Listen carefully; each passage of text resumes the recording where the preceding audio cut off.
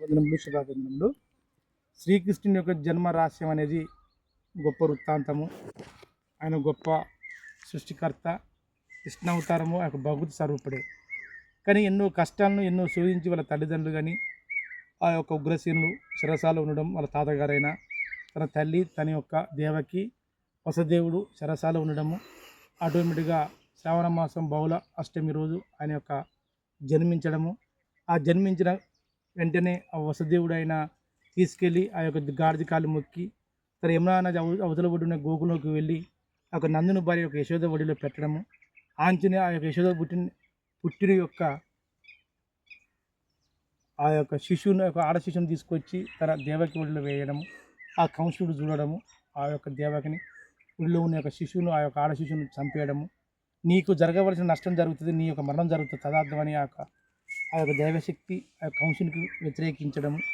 ఇవన్నీ భయోందరణ అయినా ఏదైనా కానీ ఇక్కడ పంచభూతాలే ఆ యొక్క కృష్ణుని ఆ యొక్క వసుదేవుని కాపాడింది. అందులో ఆధారభూతమైన భూమి ఆ యొక్క వసుదేవునిగా ఆ యొక్క కృష్ణునికి రూపమైంది. అంటే ఎంత సైన్స్ ఉన్నా, ఎంత శాస్త్రానికి ఆ యొక్క సృష్టికర్త అయిన దేవుడైనా కానీ దేని మీద ఆధారపడినది? భూమి మీద అంటే పంచభూతాలకి ఆధారపడేది.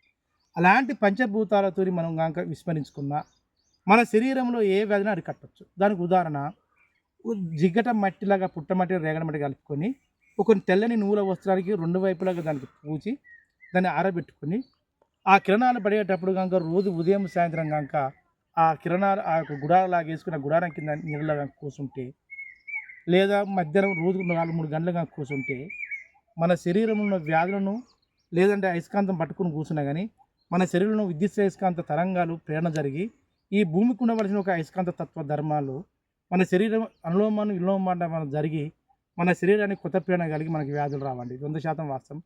ఈ సైంటిఫిక్గా ఒక ఫిజియోథెరపీలుగా లేక సిద్ధ వైద్యంలాగా లేక ఒక మన అయస్కాంత ధర్మాలుగా న్యూటన్ గమన సూత్రాల ఆధారంగా చేసుకున్నా కానీ మన శరీరాన్ని మనం అరికట్టుకోవచ్చు. ఇది గమనీయమైనది, అనుచితమైనది. అంతేకాకుండా ప్రతి ఒక్కరు చెప్తున్నా, ప్రతి ఒక్కరూ ఈ యొక్క కృష్ణుని యొక్క చరిత్రను ఆధారంగా చేసుకుని మన పుట్టడానికి నడవడానికి ప్రయత్నం చేయాల్సిన ఆశించుకుంటూ యావత్ లోకంలో అన్ని వ్యాధులను అరికట్టే అవకాశం ఉంటుంది కనుక దాన్ని ఉపయోగించుకొని మా ఛానల్ చూసే వాళ్ళు నా ఛానల్ కానీ పక్క వాళ్ళకు షేర్ చేయండి.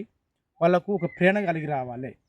చరిత్రాత్మకైనా పురాణ గాథలైనా ఏదైనా మన జీవన ఆధారాన్ని మన ఇమిడి ఉన్నది మన జీవితాలని ఆలోచించుకొని మన వైపు మనమే ఆయుర్వేదాన్ని కనుక అనువర్తింపజేసుకుంటే 100% మనకి ఏ వ్యాధులు రావు.